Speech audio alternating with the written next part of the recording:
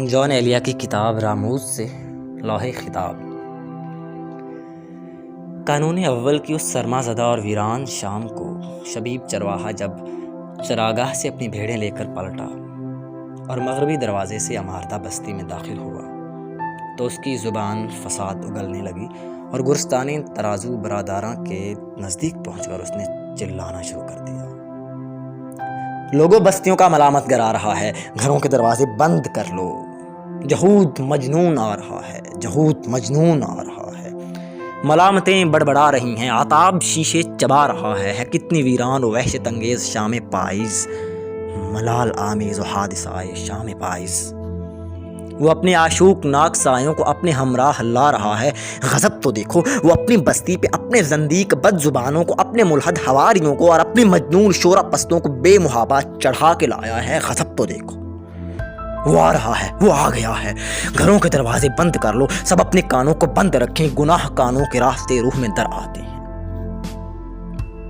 شبیب اپنی بھیڑوں کو ہانکتا اور ہانکتا ہوا مشرق کی جانب بڑھتا گیا اور گھروں کے دروازے بند ہوتے گئے۔ راستے میں اسے پلاش پوش بوڑھا مرداس ملا۔ مرداس نے اسے بشدت جھڑکا اور کہا، او گندھا بغل فاحشہ کے بیٹے، مخلوق خدا کو اکر کس سے ڈرا رہا ہے؟ کیا اس معصوم اور برگزیدہ جوان سے جو ہماری ہی خاطر مجنون کہلایا جا رہا ہے، جو ہمارے ہی لیے اپنا سینہ دکھا رہا ہے؟ خبردار جو اس صاحب جنون الواحی کی شان میں آئندہ کوئی گستاخی کی، اور خبردار جو تو نے جہاں دیدہ بچوں کو کچھ کہا۔ شبیب منہ بگاڑ کر آگے بڑھ گیا اور اسے بھیڑوں کی گرد نے نگل لیا۔ اس کے بعد مرداس ایک کوچے میں داخل ہو گیا اور اس نے ایک شکستہ دروازے پر جا کر کسی نابینا سماعت کو آواز دی، الیاس، الیاس، جہاں دیدہ بچے آئے ہیں، جہاں دیدہ بچے آئے ہیں۔ نابینا سماعت نے اپنی پلکوں کو جلدی جلدی جھپکاتے ہوئے پوچھا، وہ بھی آیا ہے؟ مرداس نے جواب دیا، ہاں وہی تو لایا ہے۔ کچھ دیر بعد نادیدہ زمینوں اور نایافتہ زمانوں کی یولیدہ منہ اور بے آرام روح جہود صاحب تیل سان اسود، جہود اپنے حروف ہفتہ گانا نوجدار کلّہ کے حلقے میں اماردہ کے مغربی دروازے سے بستی کے حاشیے پر نمودار ہوا۔ حروف اس کے گرد و پیش بین کرتے ہوئے چل رہے تھے۔ وہ سب نوجوان اور جوان پھٹی ہوئی چادریں لپیٹے ہوئے تھے۔ قوموں اور قرنوں کے دکھوں نے ان کے جسموں کو نڈھال کر دیا تھا، پر ان کی روحیں اپنے جنون میں توانا تھیں۔ ان کے گلوں میں بستے لٹکے ہوئے تھے، بغلوں میں تختیاں دبی ہوئی تھیں اور ہاتھوں میں نرکل کے قلم تھے۔ سرما زدہ شام نے اپنی ویرانی میں ان کا استقبال کیا۔ وہ آیا اور شام کی ویرانی میں نافذ ہو گیا۔ میدان ترازو برادراں کے وسط میں پہنچ کر وہ اور اس کے حروف برج بیوگانے باکرا کی طرف بڑھے، جو چوراہے کے بیچوں بیچ ایک ہفتے زینہ چبوترے پر قائم تھا۔ حضرات حروف نے اپنی تختیوں اور بستوں کو چبوترے پر رکھا اور آستین سے آنسو پوچھتے ہوئے سیڑھیوں پر بیٹھ گئے۔ فضا میں زمخریری ہوائیں سنا رہی تھیں اور وہ سردی سے کانپ رہے تھے۔ ان کی ایڑیاں پاش پاش تھیں اور تلوے پارا پارا۔ وہ اپنے پیروں میں دشوار گزار مسافتوں کی گرد پہنے ہوئے تھے۔ جہود زمانوں اور زمینوں میں جلتا اور بجھتا ہوا یہاں آیا تھا اور بے درماں غصے اور بے اما جھنجھلاہٹیں اپنے ساتھ لایا تھا۔ سو اس نے یہ ساری متاع اس ویران زمخریری فراخانہ میں بخیر دی۔ قریبی مکانوں کے مقیم انہیں اپنے دریچوں سے جھانک جھانک کر دیکھ رہے تھے۔ جہود چبوترے پر چڑھا اور برج کے پہلو سے پشت لگا کر کھڑا ہو گیا اور گہرا سانس لیا۔ حروف نے اس کی حرارت کو پہن لیا۔ پھر وہ آواز کا ستون آتشیں بن گیا اور وہ آواز یہ ہے، ایا درازا، ایا پہنا، ایا ظرفا، ایا بالا، تمام امثال اور ازداد بے ثبوت اور بے حوالہ، سماعتوں کے لیے حوادث کی شام ہے یہ۔ کہاں ہیں وہ سب کہ سب کہاں ہیں؟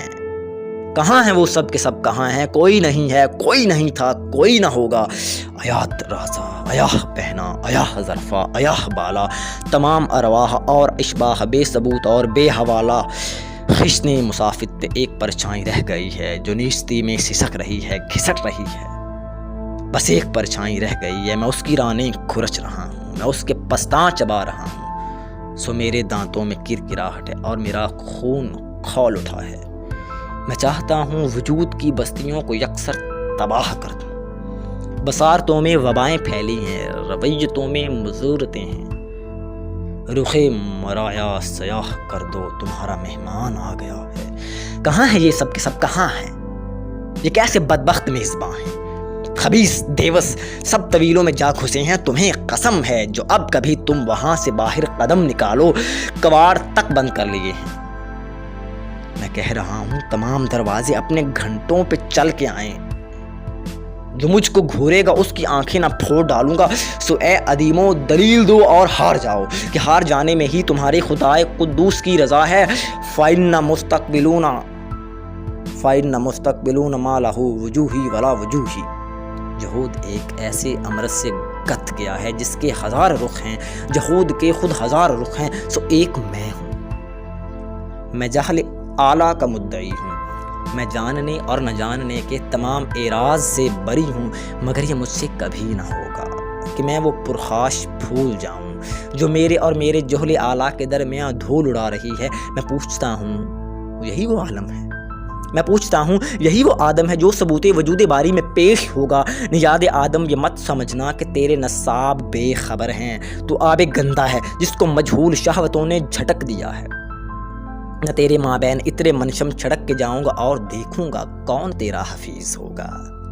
درید نیہا، برید نیہا، شکست نیہا، گزشت نیہا، میں چاہتا ہوں تمام ٹانکے ادھیڑ ڈالوں کہ اشرف خلق کی قبائے وجود یکسر غلط سلی ہے۔ نژاد آدم یہ تیری دو پائے گی ہنساتے ہنساتے مجھ کو ہلاک کر دے گی۔ میں جو بھی سوچوں گا وہ کہوں گا اور اس کی پوری سزا سہوں گا۔ میں روح اعلیٰ کا نوحہ خواہ ہوں، جس کو دیکھنا ہو اور نہیں ہے۔ میں جو بھی ہوں سوچوں گا وہ کہوں گا اور اس کی پوری سزا سہوں گا۔ میں روح اعلیٰ کا نوحہ خواہ ہوں کہ جس کو ہونا تھا اور نہیں ہے۔ میں پوچھتا ہوں وہ کیوں نہیں ہے۔ نژاد آدم تیری مصیبت کا کیا ٹھکانہ، تجھے یہ سہنا پڑا کہ روح وجود اعلیٰ کہیں نہیں ہے۔ برہنگی ہی برہنگی ہے، حجاب اقصیٰ کہیں نہیں ہے، فقط تیرا بوجھ ہے جو تجھ سے اور تجھ پر ہے، اور سہارا کہیں نہیں ہے۔ تیری مصیبت کا کیا ٹھکانہ ہے، مگر میرا ذہن جو اذیت وہ سہ رہا ہے، مگر میرا نفس جو ندامت وہ سہ رہا ہے، وہ اس مصیبت سے کم نہیں ہے، تیری مشقت سے کم نہیں ہے۔ میں جاننے اور نہ جاننے کے تمام اعراض سے بری ہوں، میں جہل اعلیٰ کا مدعی ہوں اور اس پہ دعویٰ بھی کر رہا ہوں، پھر ایک دعویٰ اور اس کے بعد ایک اور دعویٰ۔ میں ایک کے بعد دوسرے کی ادعا کی شہوت میں مبتلا ہوں۔ صاحب کاش میں ایسے دو مرکب ہی بول سکتا، میں ذہن میں ایسے دو ہی جملوں کو تول سکتا جو میرے حق میں میری ہلاکت سے 100 گنا قہرناک ہوتے، مگر تناقض سے پاک ہوتے۔ میں پوچھتا ہوں کہ میں وہ آدم ہوں جو ثبوت وجود باری میں پیش ہوگا۔ یہ میری دو پائے گی ہنساتے ہنساتے مجھ کو ہلاک کر دے گی۔ یہ کیا دریچوں سے جھانکتے ہو حقیر کیڑو، غذا بھی کھائی کہ صرف روحوں کی حمد گائی۔ یہ ایک نر ہے اور ایک مادہ، یہ ایک نر ہے یہ ریچھ نہیں ہے، اس کے عقب میں ہے 1000 خصمین، اپنے بھٹ سے فرار ہو کر اب ایک نرے کو چن لیا ہے۔ گناہ گارے ازل ہیں دونوں، نہ جانے کس نقش سے آفرینش کا نقش رد و بدل ہیں دونوں۔ گناہ گارے ازل سرین و سمکھ چھپائے ہوئے کھڑے ہیں اور ان کی باتیں کھلی ہوئی ہیں۔ یہ میری تضحیق ہو رہی ہے، پہ ہنس رہے ہیں کہ رو رہے ہیں۔ یہ فیصلہ مکھیاں کریں گی، یہ فیصلہ مکڑیاں کریں گی۔ یہ اپنے بارے میں خود ہی ہر بات کہنے والا اور اس پہ نادم نہ ہونے والا عجیب تر ہے۔ یہ اپنی آنکھوں سے اپنا پیشاب رونے والا غریب تر ہے۔ شکم میں فضلہ بھرا ہوا ہے مگر یہ مبرز کو دھو رہا ہے۔ یہ اپنے مبرز کو دھونے والا عجیب تر ہے، غریب تر ہے۔ سقیط نسناس میری نظروں سے دور ہو جا، میری نظروں سے دور ہو جا۔ خدا وہی ہے جو اس وجود ناقص کی بستیوں کو تباہ کر دے، رخ مرایا سیاہ کر دے، عدم کو اس کا گواہ کر دے۔ عدم میں ایک رمز ہے جو صلب وجود رحم جنا سے بھی چھپا ہوا ہے۔ وہ رمز کیا ہے؟ وہ رمز کیا ہے؟ جہود کیڑے وہ رمز کیا ہے؟ جہود کیڑا تو جہل اعلیٰ کا مدعی ہے، جہود کیڑا تو جاننے اور نہ جاننے کے تمام اعراض سے بری ہے۔ ایاہ درازہ، ایاہ پہنا، ایاہ یرفع، ایاہ بالا، تمام امثال اور ازداد بے ثبوت اور بے حوالہ، نہ کہنے والا نہ سننے والا۔ ایاہ ظرفہ، ایاہ بالا۔ پھر جہود سکوت میں کائن و متکون ہو گیا۔ تب حروف کلام سے متمسک ہوئے اور ختم بیان و بلاغت ترقیمہ پڑھا۔ یہود صدیوں میں جینے والا، یہود لمحوں میں مرنے والا، ایاہ جرفا ایاہ بالا. آپ سن رہے تھے جان ایلیا کی نظم احتشام کاظم کی آواز میں.